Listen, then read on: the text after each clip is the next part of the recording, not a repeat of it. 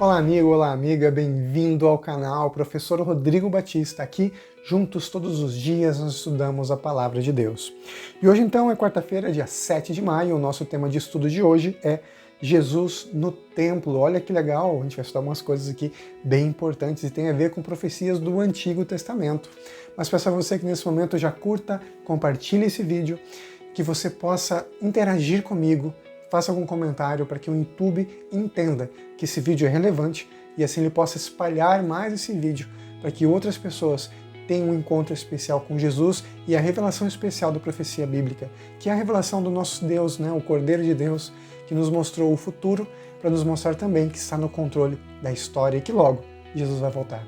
Conto com você para participar nessa rede especial, não apenas para que esse canal cresça, o objetivo é que Jesus seja anunciado até que ele volte.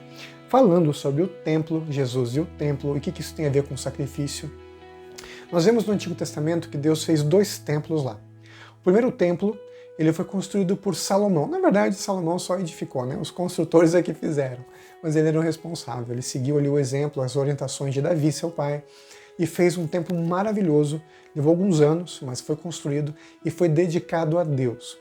Quando Salomão dedica esse templo a Deus, ele faz uma oração tremenda, você pode acompanhar isso no livro de Crônicas, por exemplo. Ele faz uma oração muito gostosa, maravilhosa, dizendo que se alguém olhasse para o templo e orasse, se arrependesse dos seus pecados, virado para o templo, pedir então que Deus abençoasse e perdoasse os pecados das pessoas, do seu povo. Se por acaso o povo de Israel fosse levado cativo, mas se arrependesse e orasse voltado para lá, Deus ouviria a oração. Quando Salomão ele termina de fazer isso, acontece uma coisa bem interessante.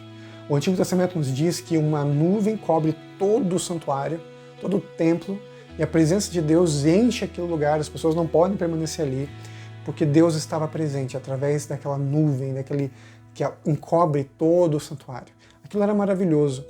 E também aparecia o Shekinah, que é o brilho da glória de Deus, que aparecia lá no Santíssimo Lugar, onde ficava também a Arca da Aliança. Shekinah é isso, é o brilho da presença de Deus, é a presença pessoal de Deus. Mas é claro, ali era apenas o brilho dele, mostrando que ele estava presente. E o sumo sacerdote, uma vez por ano, apenas uma vez, podia entrar lá no lugar santíssimo e ter uma comunhão especial, orando a Deus, fazendo o seu papel, intercedendo pelo povo de Israel.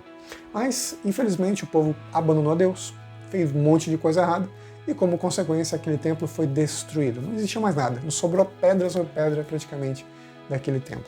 Inclusive os utensílios da casa de Deus foram todos levados em cativeiro como recompensa para ser dado aos deuses. Olha só a blasfêmia, Para ser dado aos deuses, porque as pessoas achavam que os deuses deles eram mais poderosos. Afinal de contas, o povo de Israel foi derrotado e o Deus mais poderoso é que prevalece. Na opinião deles, eram os seus deuses. Mal sabiam os inimigos que aquilo era apenas uma consequência, que Deus estava fazendo com o povo dele, Era um castigo divino.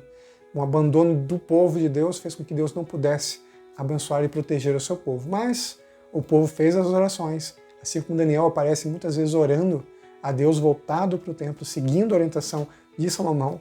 Então Deus ouve a oração, Deus permite que o povo dele volte para a terra de Israel, Deus os liberta. Isso acontece durante o período do Império Medo-Persa.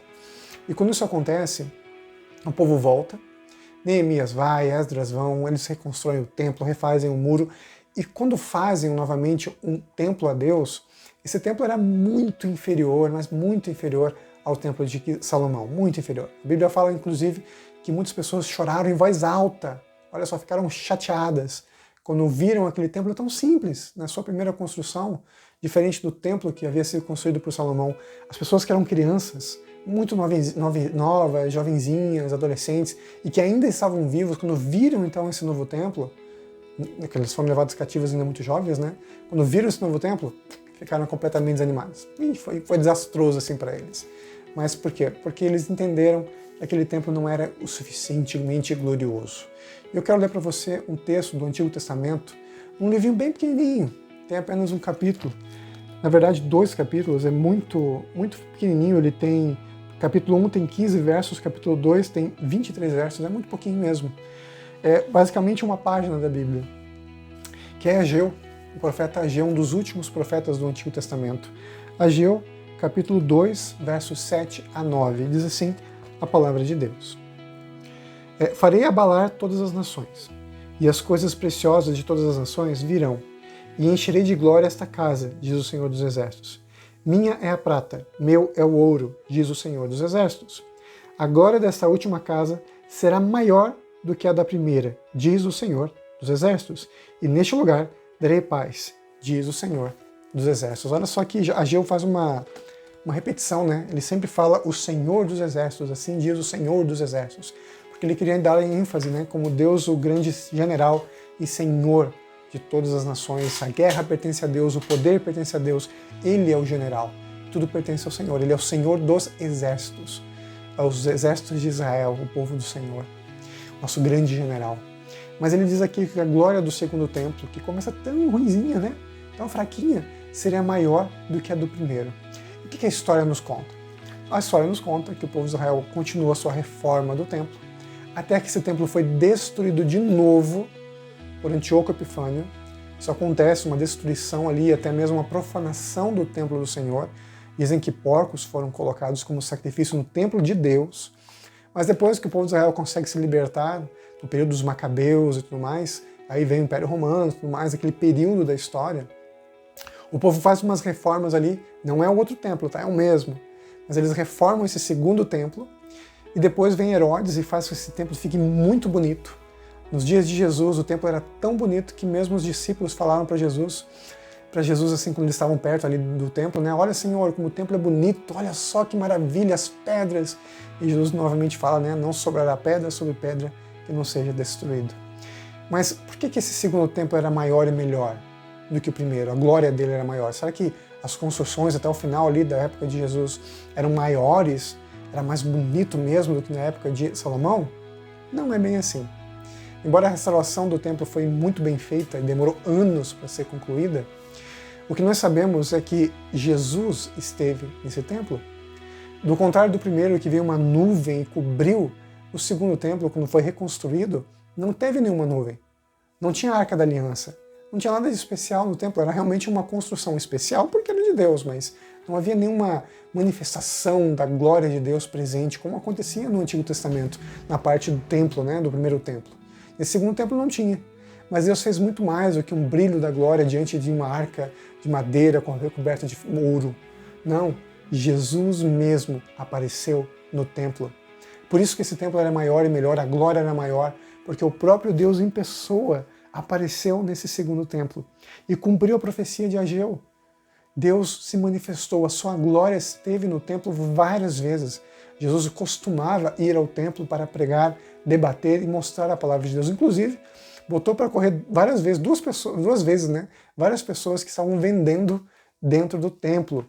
Vendendo porque estavam cobrindo ali o pátio, que era um lugar para as pessoas que não eram judias poderem ter adoração a Deus. E a casa de Deus é uma casa de oração para todas as nações. Por isso que Jesus botou para correr e proibiu ali essa venda. Não era só uma venda, não era uma simples venda. Era desonestidade, era roubo, era furto e ocupar o lugar que era dedicado a pessoas que não eram judias para adorar a Deus. Por isso a indignação de Jesus. E é isso que ele faz, a sua presença. A presença dele fez esse templo ser maior e melhor do que do Antigo Testamento, o primeiro templo. Só que, enfim, esse templo também foi destruído, como Jesus mesmo disse em Mateus. Não sobrou pedra sobre pedra. No ano 70 depois de Cristo foi totalmente arrasado esse templo. E hoje nós temos apenas algumas pedras, nós temos restos arqueológicos dele, mas nós temos hoje uma promessa ainda maior. A Bíblia nos diz que existe um santuário celestial. Você pode acompanhar isso no livro de Hebreus. No próprio livro do Apocalipse nos mostra isso. Existe um templo no céu, em que Jesus intercede por nós hoje, no grande julgamento celestial. Ele está lá por mim e por você. A gente não precisa ter medo, mas confiança. Um dia, Jesus vai voltar. E quando isso acontecer, eu e você vamos poder entrar no templo especial de Deus. Não a cópia aqui na Terra, não. Por mais especial que fosse, mas no original. Original feito, construído, não por mãos humanas, mas pela vontade e pelo poder do nome de Deus. Vamos nos orar? Obrigado, Pai, pela tua palavra. Obrigado por nos mostrar que a glória do templo celestial é incomparável e que a glória do segundo templo da época de Jesus foi muito grande, foi muito maior do que a da primeira, porque o Senhor mesmo, Deus, esteve presente na sua casa de oração. Que hoje o nosso coração possa se entregar ao Senhor, Porque não importa o monte, não importa a igreja, não importa o templo, o que importa é que tenhamos comunhão aqui e agora, onde nós estamos, com o Senhor. Que o Senhor reine em nossas vidas em nome de Jesus. Amém. E nunca se esqueça, meu amigo e minha amiga, nessa vida é você e Deus. Que Deus possa abençoá-lo e que você tenha um dia incrível, maravilhoso. E se as coisas ficarem difíceis, lembre-se, Jesus está aí, ao seu lado, e Ele nunca vai te deixar sozinho. Te vejo amanhã para a gente continuar o estudo da Palavra de Deus. Tchau, tchau.